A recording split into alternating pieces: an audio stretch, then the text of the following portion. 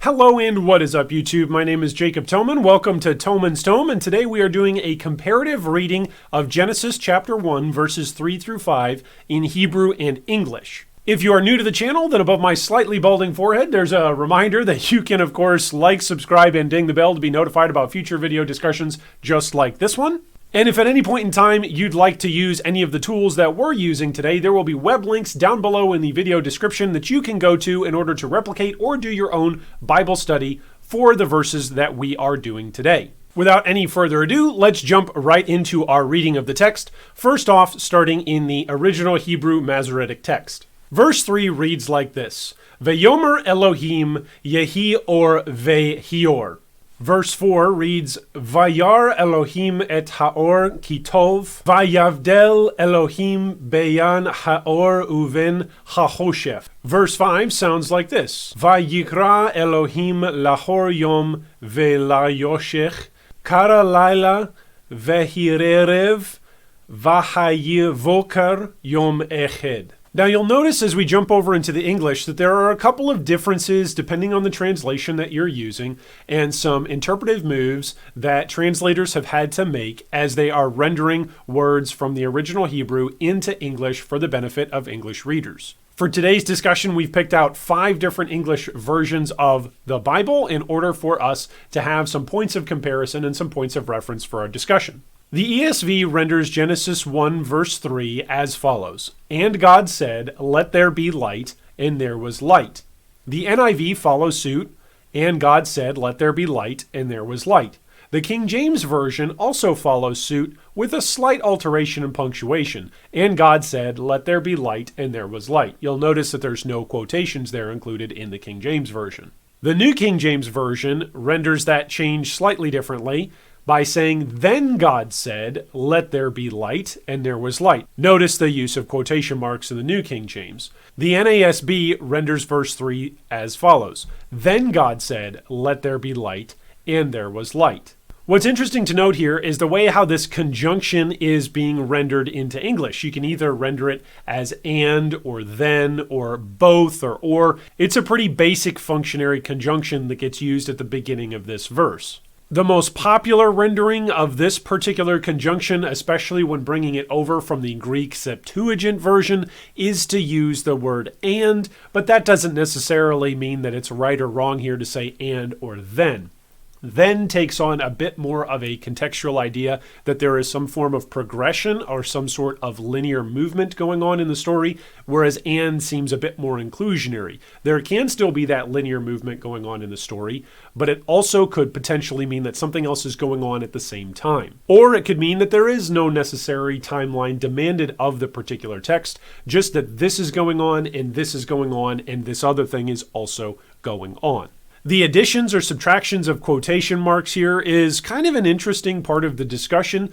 If you're going to quote somebody or quote what someone has said, then you would think you would add quotation marks, at least rendering it into English. In this way, I like the way how the ESV, the NIV, the NKJV, and the NASB render this, and in this regard, the KJV, without any quotation marks here, seems to be a bit lapsing, at least in terms of rendering over the meaning of what's going on here, denoting that it's God who is speaking, that it's God who has said, let there be light. The problem, of course, could be that you might get into some sort of bit of a discussion here about where to end the quotation. Is it that let there be light would be the phrase that was used, and then as a result of that phrase, there was light? Or is it something where we're saying that this entire phrase is something that God has said until we get to the next clear denotation where God is no longer speaking? Which brings us to verse 4. Verse 4 is rendered pretty differently depending on your version. So let's dive into the different versions. In the ESV, verse 4 is rendered as follows: And God saw that the light was good, and God separated the light from the darkness. Look at the NIV here.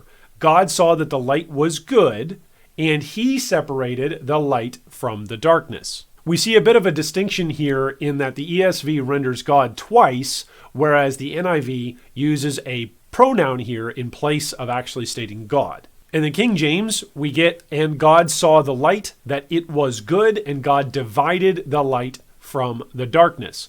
The difference here being a division versus separated. This is most likely simply a difference in the amount of years that have taken place in between the King James translation and the NIV ESV translations of this particular verse. The New King James sticks with divided and renders verse 4, and God saw the light, that it was good, and God divided the light from the darkness. The NASB then renders verse 4, God saw that the light was good, and God separated the light from the darkness. We see here that the conjunction and no longer leads in for this particular verse in the NASB.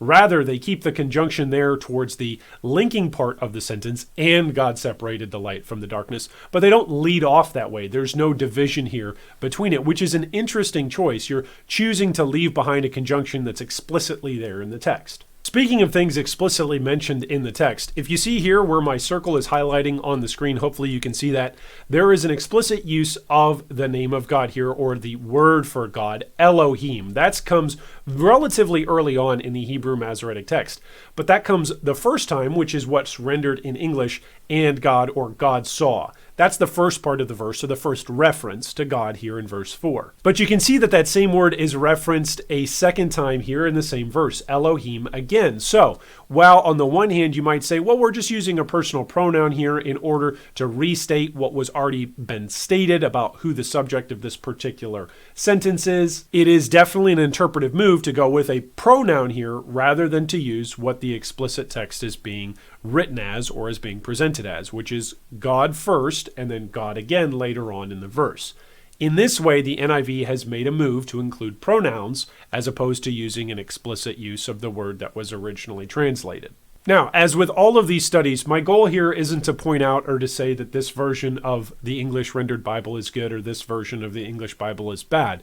Rather, I want you to be aware, and I want us all to be able to grow, and I myself am growing in the midst of this, learning about what interpretive moves are being made as we are rendering and reading from our Bibles, and then what sort of interpretive moves do we need to make as we read and study the Bible for ourselves. Speaking of interpretive moves that we need to make, let's take a look at Genesis 1 verse 5. There's a couple of very interesting distinctions here in the English versions. First off, the ESV gives us, God called the light day, and the darkness he called night, and there was evening and there was morning the first day.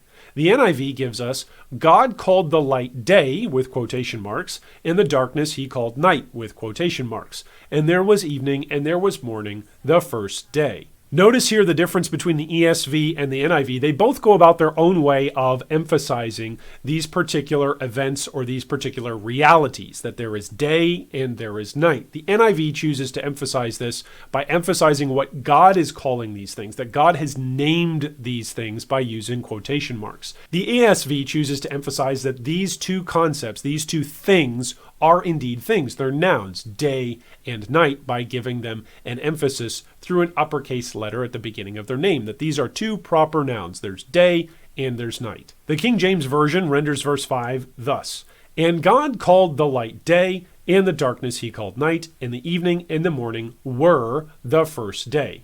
Now, while the King James Version renders both day and night with this capital letter in order to make them both proper nouns, there is a distinction here between both the ESV and the NIV, in that both the ESV and the NIV look at this event that was going on and say this was in the past, was morning, was the first day. The King James Version looks at evening and morning together and says those encompass the first day.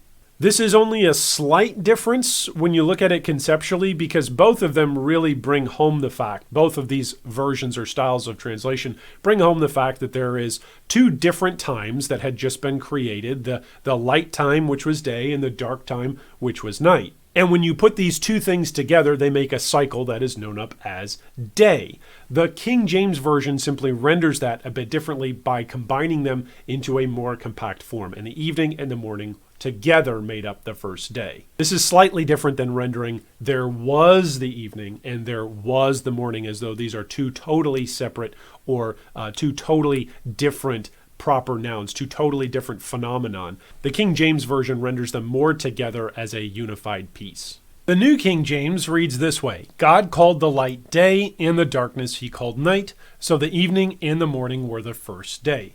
This mostly keeps together the continuity with the original King James Version, although we see here a dropping of the initial contraction and God called the light day, instead going for God called the light day and the darkness he called night. We also see a change in the rendering of the contraction so instead of and. And again, we see this idea of this is another thing going on. This is additional to what has already been mentioned. Whereas the New King James goes with so the evening and the morning were the first day. You could almost render this as therefore the evening and morning, or because of this, the evening and morning were called the first day. It's more of a results-oriented contraction rather than a pairing or a recognition of something else going on simultaneously contraction. The NASB is the most condensed version of this particular verse. God called the light day, and the darkness he called night, and there was evening, and there was morning, one day. This is interesting here because one day could be represented as the first day or simply as a singular unit of day. For instance, when you read something and you've got chapter and versification in English, like above, we've got listed Genesis 1, verse 5. That's how we've been trained to read that particular versification. But what if we read it as Genesis 1st, 5? That would change the way how we read the particular text or read the particular verse. Rendering numbers and number meaning from one particular language into another is particularly tricky, and it's very interesting to see here how the NASB has gone about rendering the one day that is made, or what is called the one day, this combination of morning and evening, versus being called the first day. And we'll see how that plays out moving forward with the creation story in the future. So we've got some takeaways from these couple of verses. One of the first takeaways is that light and darkness are divided or separated. They are split. There is a division and a distinction made between these two things, that there is light and there is darkness. They are not mixed. They are not the same thing. They are two distinct things, light and darkness. Another takeaway is that God, Elohim, that name in Hebrew, is the one who is active. It's God who is dividing things. It's God who is naming things. It's God who is creating things. God is the primary actor here in the first parts of Genesis. This is a book and this is a story so far as what we've come, that is about God and his activity in this creation. Another takeaway is that a singular day is made up of two components. There is a dark component to each day and a light component to each day. We haven't gotten beyond the first day yet, but so far, by definition, what is known as a day for the purposes of this story is a period of light and a period of darkness. Those things have names, morning and evening, or day and night, and the combination of those things equals a day.